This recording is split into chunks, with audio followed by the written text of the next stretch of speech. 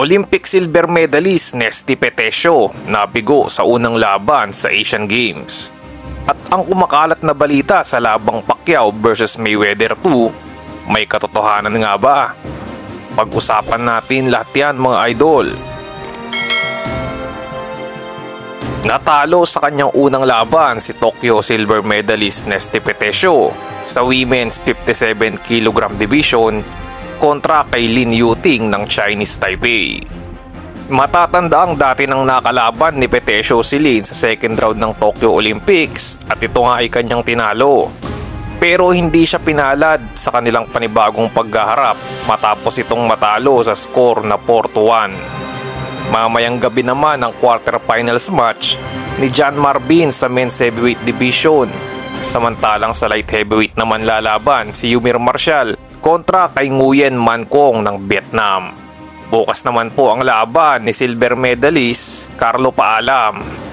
At sa ibang balita mga idol ay usap-usapan ngayon sa social media ang paglabas ng balita tungkol sa rematch ng pambansang kamao Manny Pacquiao at ni Floyd Money Mayweather.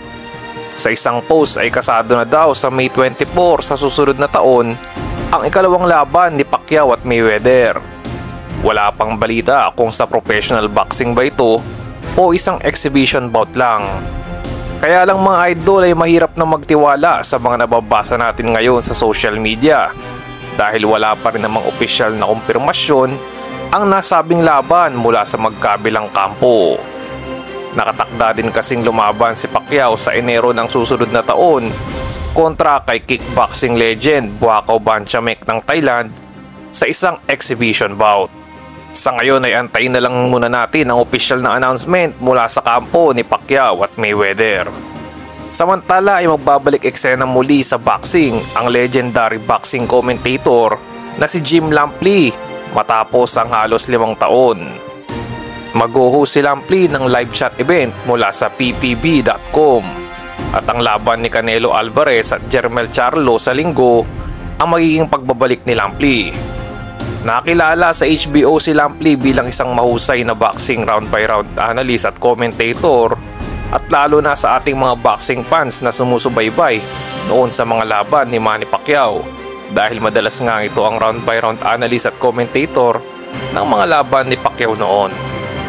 Yan lang muna po ang ating mga boxing updates mga idol. Kung nagustuhan niyo ang ating video ay huwag kalimutang mag-like, subscribe at pakipindot na rin po ng notification bell para laging updated sa mga bago nating uploads. Maraming salamat po.